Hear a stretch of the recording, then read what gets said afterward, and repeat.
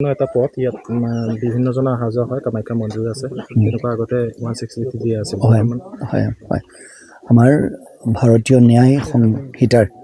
163 দফা আমি এতিয়া বৰ্তমান ইয়াত বলবৎ কৰিবলৈ গৈ আছোঁ তাৰ কাৰণটো হৈছে কি এই জাগা টুকুৰা বা এই ৰাস্তাটোত এটা কেতিয়াবা গণসমাগম হয় আৰু ৰাস্তাটো আমাৰ জনসাধাৰণে প্ৰয়োগ কৰে সেই তাৰ বাবে এনে পৰিস্থিতিত দুজনী বাঘ যদি ইয়াত এনেকৈ আছে আৰু এটা আমি প্ৰত্যক্ষভাৱে দেখিছোঁৱেই এটা গৰু তেনেকৈ মাৰি পেলাই লৈ গৈছে তো তেনে পৰিস্থিতিত 163 দিয়াৰ লগে লগে এই জাগা টুকুৰাত কোনো সমাগম হ'ব নোৱাৰে আৰু ৰাইজে ইয়াত এই ৰাস্তাটো তেনেধৰণে এটা গ্ৰুপত ব্যৱহাৰ কৰিব নোৱাৰে তাৰ বাবে এতিয়া আমি উভতি গৈ মই আমাৰ CDC ডাঙৰীয়াক কৈছোঁ যে জাৰি কৰিবলৈ 163 জাৰি কৰিবলৈ কৈছোঁ আৰু এই 163 জাৰি কৰা হৈছে ৰাইজক সুৰক্ষিত ৰখাৰ বাবে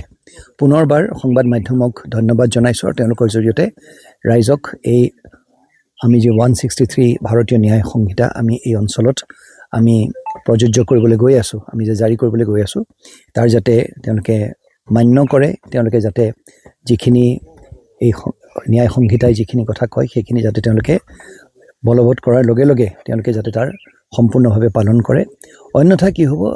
অলাগতীয়াকৈ বা আমি জানি বুজি নিজৰ বাবে এটা বিপদ চপাই লোৱা হ'ব কাৰণ সেইটো কৰিব নালাগে আৰু এইখিনি কথা কোৱাৰ পিছত মই আকৌ এবাৰ পুনৰবাৰ ক'ব বিচাৰিছোঁ যে ৰাইজ আতংকিত হোৱাৰ কোনো প্ৰয়োজন নাই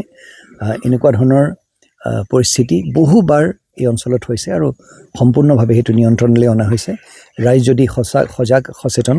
আৰু সতৰ্ক হৈ থাকে তেতিয়াহ'লে কোনো অকৃতিকৰ ঘটনা নহ'ব বুলি আমাৰ দৃঢ় বিশ্বাস